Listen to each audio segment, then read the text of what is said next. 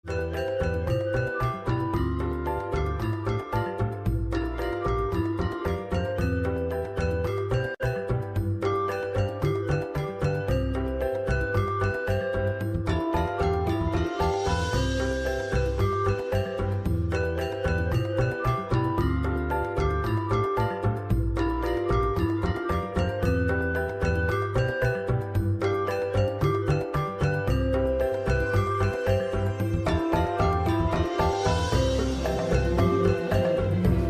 ya, hari ini kita tidak bisa mengelak tentang perkembangan zaman, perkembangan teknologi, internet, digital dan lain sebagainya. Jangan bisa melihatlah antara korban Itu siapa? Terus ini yang mengunggah, terus memang dari narasumbernya itu jelas atau tidak? Menurut saya itu penting sekali untuk diketahui. Jadi santri hari ini tuh memang harus santri yang cerdas dalam artian tidak menelan mentah-mentah informasi. Referensi ini referensinya bisa dipercaya, tidak ngoten ya. Karena ya mau nggak mau ini sebuah perkembangan yang harus kita hadapi dan ikuti perkembangan itu.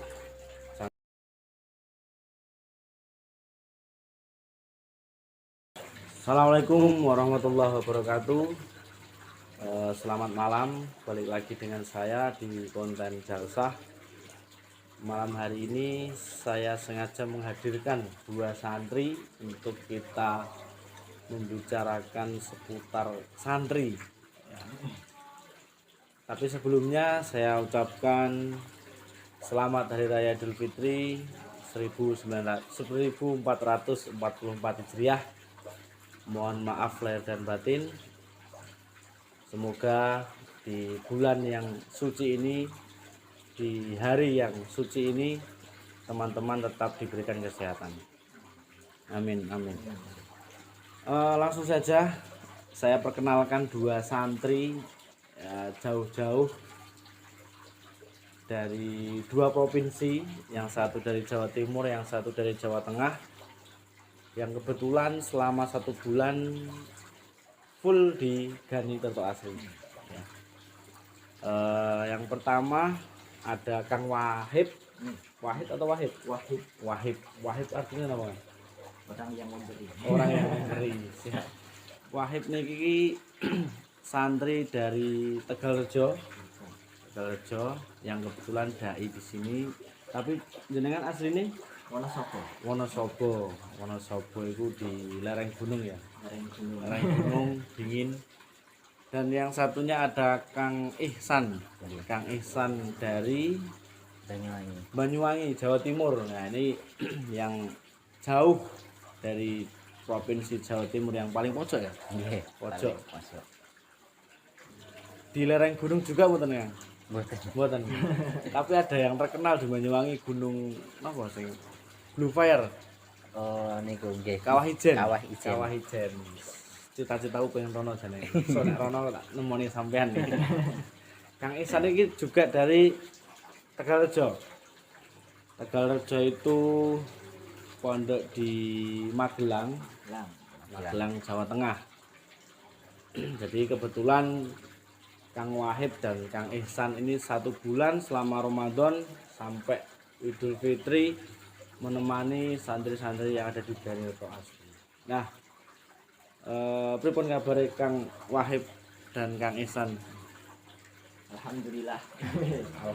Sehat-sehat. Pripun Kang Ihsan dulu lah. Suasana puasa Lebaran di Wonogiri di Gani Tirto Asri menurut jenengan pripun di sini Kang? Suasanane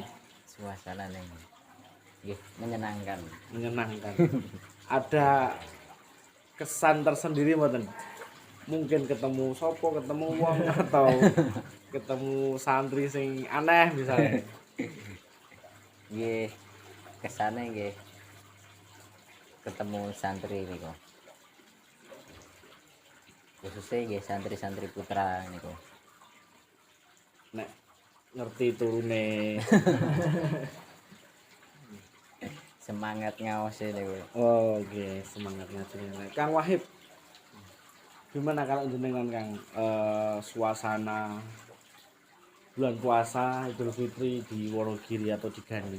Ya, mengenai kula itu ya apa ya, pengalaman terbaru. Jadi kemarin pernah dai ini di Solo. Nah, jadi kan ketika di Solo berbaur dengan masyarakat, ya di sini berbaur dengan santri menjadi pengalaman yang tersendiri lah. Ini buatan sami ya ini ya. Oh, berarti pernah dai juga Ini sebelumnya. sebelumnya teng Solo, teng belakang stasiun balapan. Oh, ya stasiun Balapan. Kalau Kang Ihsan perdana ini. Perdana. Perdana. Berarti mungkin ada sedikit oh ternyata begini rasanya. Begitu ya.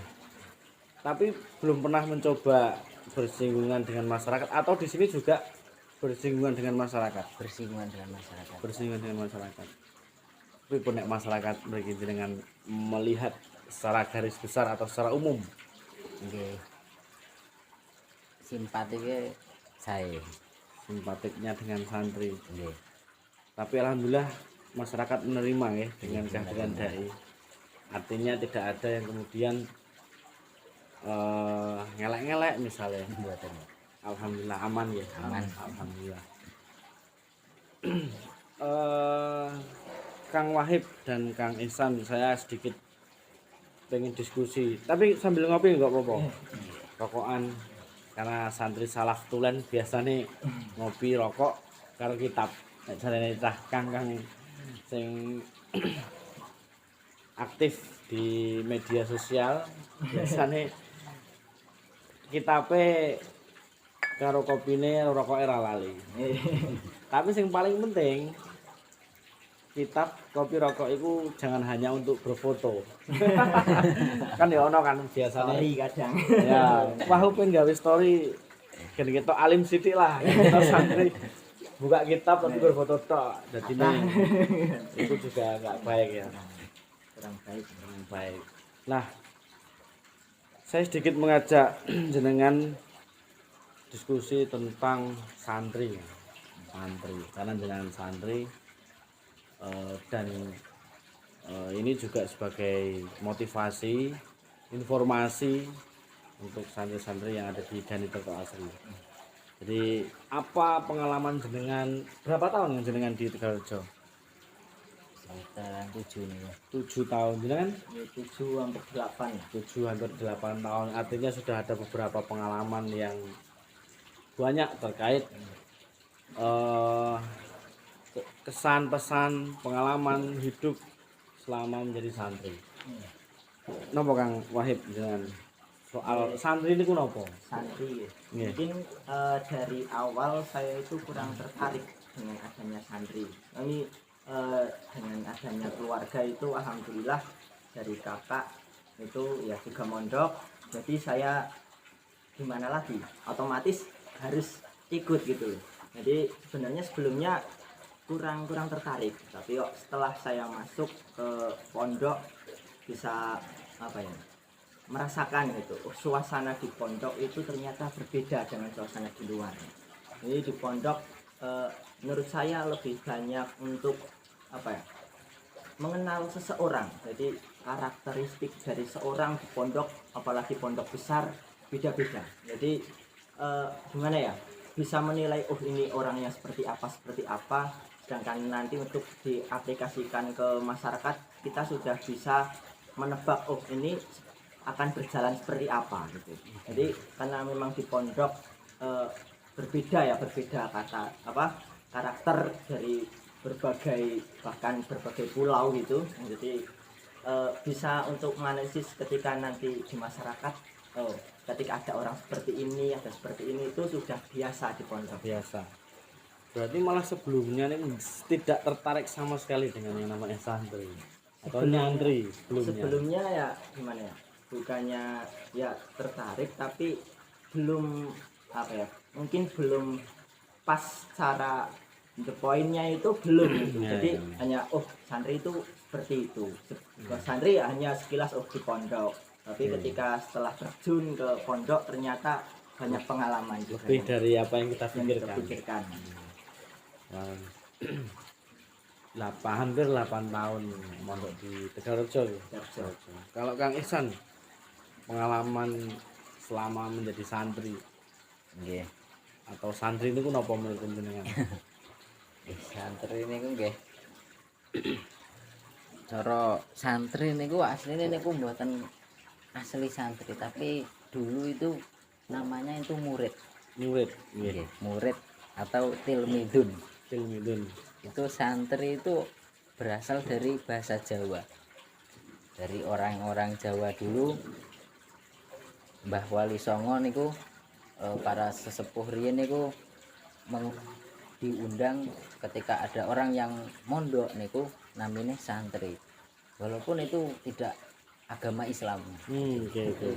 Santri. Jadi sifatnya lebih ke belajar dengan Wali Songo Nggih. seperti itu. Meskipun belum masuk Islam. Belum masuk Islam. Berarti santri itu sudah lama ada di peradaban Nusantara, Indonesia khususnya, dan terbanyak ini kayaknya. Kalau menurut jenengan dengan kondisi hari ini ya, hari ini kita tidak bisa mengelak tentang perkembangan zaman, perkembangan teknologi, internet, digital dan lain sebagainya. Jenengan bisa melihatlah antara perbandingan santri ketika masih aktif sekolahnya, mondok, terus kemudian liburan sudah dibebaskan dengan membawa HP. Menurut jenengan dengan kondisi hari ini bagaimana cara menyikapi santri yang kemudian harus bisa membagi waktunya antara bermain handphone, itu juga penting, memahami media, tapi kemudian ada yang lebih penting, yaitu bagaimana kemudian kita membagi waktu itu tadi. Menurut jenengan pripun? Sebenarnya nggih. Nggih, Kang Ihsan, monggo. Kalau untuk membagi waktu itu nopo tergantung rentek. Nggih.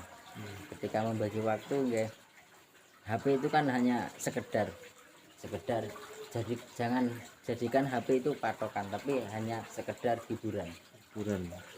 Hanya sekedar hiburan. Ketika hiburan kan buatan terus-terusan. Tapi yang inti adalah apa yang menjadi kita ke depan lebih baik. Lebih kepada tujuan Ya. apa dulu tujuan kita, jangan sampai kemudian kita terlena dengan Dunia luar atau handphone, karena ya mau nggak mau dan kita harus sadari juga bahwa ini sebuah perkembangan era digital, zaman yang terus bergerak. Tapi kalau kemudian kita terlena dengan tujuan, terlena dengan HP, akhirnya tujuan kita nggak bisa tercapai. Karena nek wis HP miring, ngertos HP miring. Karena ya maklum, karena lama nggak bawa HP kan selama mondok, karena membawa HP di pondok pesantren yang dilarang. Jadi ketika pulang ngamuk balas dendam. Karena saya juga pernah mengalami itu kan. Jadi ya wajar kan, namanya masa-masa sekolah. Tapi zaman semono HP isih iki jadul. Iku pun wis seneng banget, pokoknya gak SMS-an. Itu zaman dulu. Kalau Mas Wahib, Kang Wahib, dengan pripun melihat kondisi hari ini? Ya, memang menurut saya ketika dalam kita mengetahui memang untuk era sekarang kita itu membutuhkan. Jadi kita memang membutuhkan bagaimana untuk bisa ikut mengetahui itu kondisi dalam era sekarang bagaimana. Jadi kita juga harus bisa untuk mengikuti, tapi jangan terjeblos ke itu dalam permasalahan, jadi semuanya harus selalu on time memegang HP itu tidak seperti itu. Jadi kita jadikan apa ya, pengetahuan saja. Jadi kita untuk bermain HP, bermain mungkin juga game-gamean untuk menghibur, itu apa ya, hampir sama seperti tadi, hanya jadikan hiburan tapi juga untuk kita bisa mengetahui untuk keadaan sekarang. Jadi jangan kok terjerumus on time setiap hari setiap waktu bermain HP. Itu ya kita bisa untuk membatasi bahwasanya adanya teknologi itu untuk kita lebih maju gitu. Jadi jangan kok apa ya, harus memegang terus, itu tidak. Jadi hanya sebagai apa, sarana kita mengetahui apa dunia luar gitu. Menurut saya seperti itu. Sebagai sumber informasi. Informasi. Nah, ini menarik ya. Jadi dunia seakan-akan dalam genggaman handphone. Tapi di sisi lain dengan paham ya terkait Basul Masail, misalkan tidak bisa dipungkiri kalau santri kembali ke masyarakat pasti 80-90% akan menerima beberapa pertanyaan sing mungkin unik, mungkin sepele tapi penting dalam hal mungkin kesucian, hukum dan lain sebagainya. Apalagi ada ini ya kan, misalkan katakanlah jenengan balik ke masyarakat ditanya, Kang, wingi kan khotbah misalkan, ono khotbah Idul Fitri tapi sing khotbah kok batal, iku cara menyikapinya piye? Pasti ada beberapa pertanyaan sing unik, atau mungkin selain itu pertanyaan yang mungkin sering ditanyakan masyarakat, misalkan contohnya, Kang saya wudhu tapi ke masjid nggak pakai sandal ya dan sebagainya. Di era yang sekarang tinggal googling, tanya Mbah Google, itu jawaban dan apa referensinya banyak banget. Nah, santri menurut jenengan ketika terjadi hal semacam itu, lalu balik ke rumah ada yang bertanya masyarakat tentang hukum kesucian atau hukum apa, misalkan hukum syariat misalkan, tanya terus kita kalau nggak tahu pengen cepet jawabnya googling, menurut jenengan bagaimana? Itu menurut saya juga bagus ya, tapi ketika kita mengetahui, kita itu harus bisa lihat sumber yang memang di situ bisa dipercaya. Jadi memang banyak dari di situ apa masukan-masukan juga yang apa yang ngepost ini seperti apa itu banyak. Tapi kita juga harus mengetahui ini yang ngepost itu siapa, terus ini yang mengunggah, terus memang dari narasumbernya itu jelas atau tidak. Nah, menurut saya itu penting sekali untuk diketahui ya. Jadi kok kadang banyak ya mungkin dari golongan lain ataupun apa yang memang ikut untuk mengunggah sebuah apa pertanyaan, jawaban juga, tapi narasumbernya nanti kurang jelas. Itu banyak sekali. Nah, itu ada pendapat yang misal? Nggih, atus mekaten. Kurang lebih sama ya. Artinya ataupun kadang masyarakat nggak tanya, atau kadang masyarakat itu cari sendiri kan. Cari sendiri. Contoh katakanlah saya ini pengen takok terkait hukum kalau bulan puasa saya itu mimpi basah misalnya, ini batal apa ora, googling misalnya, atau searching lah. Nah itu kadang juga jenengan ketika atau santri ketika sudah balik akan diberikan semacam nek ning Basul Masail kayak ning pentas ya. Iki bener pura nek aku juga hukum iki misalnya gitu.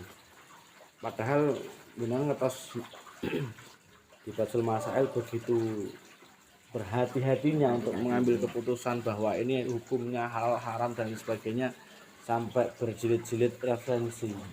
Sedangkan dengan HP pun sudah lengkap. Tapi yang jelas kita harus ketahui referensinya gitu ya. Karena memang Sumbernya. berarti santri hari ini tuh memang harus santri yang cerdas. Cerdas dalam artian tidak menelan mentah-mentah informasi referensi ini, referensinya bisa dipercaya, tidak ngoten ya. Karena ya mau nggak mau ini sebuah perkembangan yang harus kita hadapi dan ikuti perkembangan itu. Jangan sampai kemudian santri, ada beberapa orang yang mengatakan wah santri itu ketinggalan zaman dan lain sebagainya. Oh, enggak, padahal santri bisa maju melihat ke depan masa depan santri itu sendiri.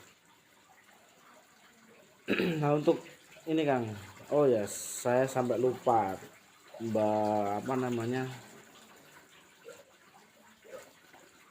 tanya tentang informasi ini di ini ada apa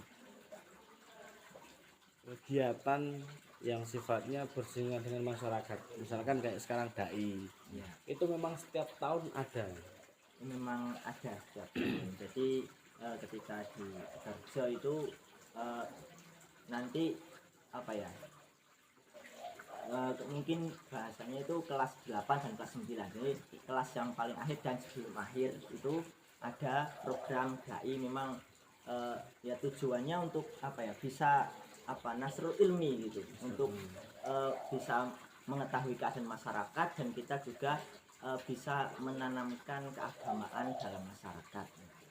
Jadi itu memang setiap bulan Ramadan itu. Jadi kan kenapa kok bulan Ramadan nggak bulan yang lain? Karena bulan Ramadan itu kan di sana libur.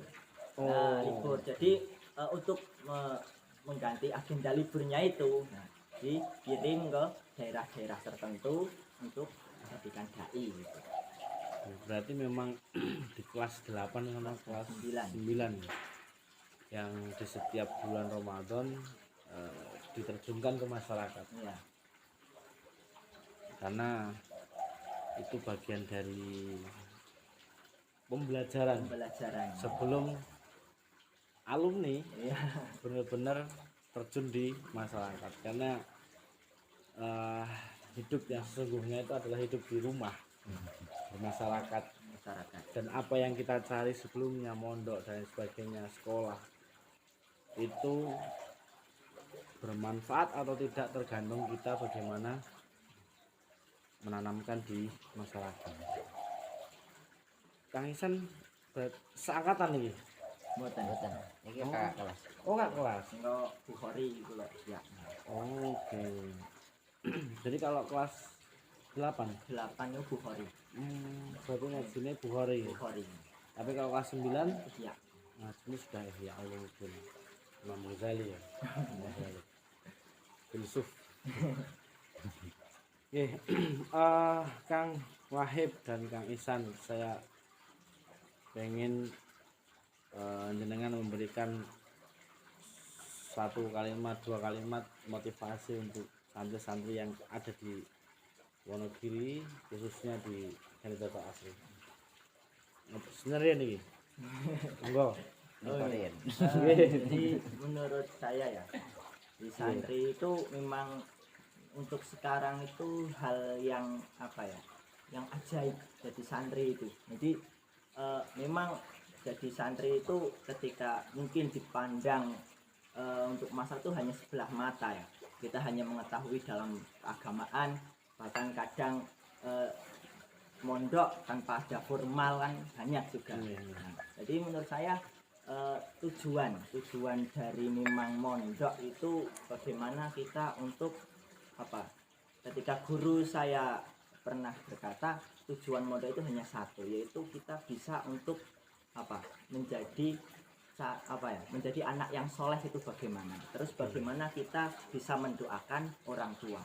Nah, jadi bagaimana kok doa itu bisa apa ya, mudah mungkin untuk mustajab gitu ya, itu kan memang harus dari pribadi seseorangnya, perilaku bagaimana, terus kesehariannya bagaimana. Nah itu memang ditanamkan di pondok. Jadi di pondok kan kita ketahui kepribadian di pondok adanya jamaah, sholat, mujadah, ngaji, hanya seperti itu.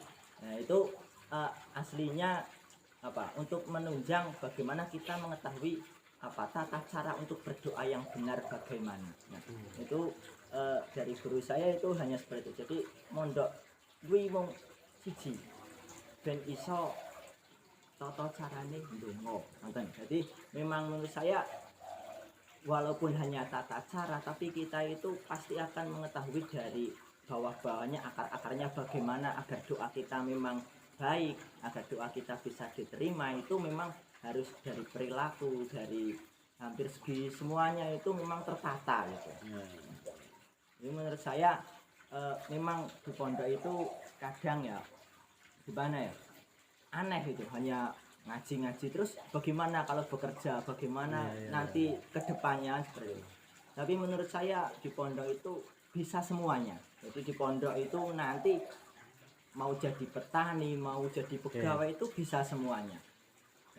Tidak terpaku kita harus apa ya, mungkin dengan sekolah yang tinggi itu tidak. Jadi di pondok itu sudah bisa untuk apa, menunjang bagaimana ke depan kita akan berjalan, bagaimana kehidupan di masa depan itu sudah ditanamkan di dalam pondok.